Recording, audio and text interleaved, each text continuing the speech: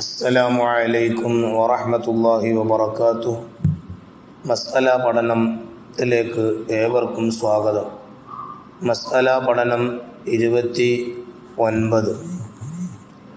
ബാങ്കിൻ്റെ ശേഷമുള്ള ദുആയും അർത്ഥവും പ്രതിഫലവും.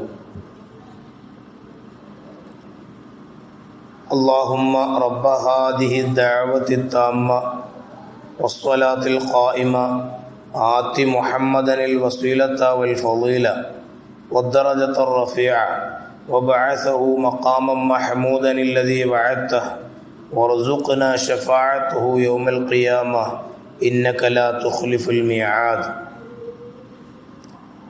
മഹാനായ റസൂലുള്ളാഹി സ്വല്ലല്ലാഹു അലൈഹി വസല്ലം തങ്ങൾ പറഞ്ഞു, മൻ ഖാല ഹീന യസ്മഉൻ നിദാഅ അല്ലാഹുമ്മ റബ്ബ ഹാദിഹി ദഅവതി തമ്മ വസ്സലാത്തിൽ ഖായിമ ആതി മുഹമ്മദനിൽ വസീലത വൽ ഫളീലത വബഅസഹു മഖാമൻ മഹ്മൂദൻ അല്ലദീ വഅദതഹു ഹല്ലത ലഹു ശഫാഅതി യൗമൽ ഖിയാമ.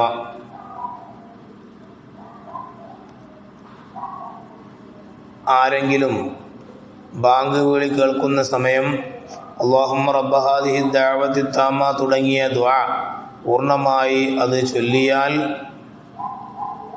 എൻ്റെ ശഫാഅത്ത് അവന് ലഭിക്കുന്നതാണ്. അന്ത്യനാളിൽ നബി സല്ലല്ലാഹു അലൈഹി വസല്ലം തങ്ങളുടെ ശഫാഅത്ത് ലഭിക്കുന്നതാണ്. ഇനി അതിൻ്റെ അർത്ഥം നമുക്ക് നോക്കാം.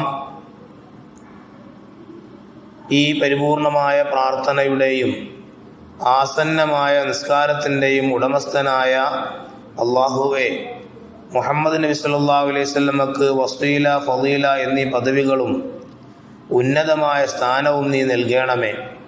നീ വാഗ്ദാനം ചെയ്ത സ്തുത്യർഹമായ സ്ഥാനത്തേക്ക് തിരുനബി സല്ലല്ലാഹു അലൈഹി വസല്ലമയെ നീ നിയോഗിക്കുകയും അന്ത്യനാളിൽ അവിടുത്തെ ശഫാഅത്ത് ഞങ്ങൾക്ക് നൽകുകയും ചെയ്യണമേ. കാരണം നിശ്ചയം നീ വാഗ്ദാനം ലംഘിക്കാത്തവനാണല്ലോ.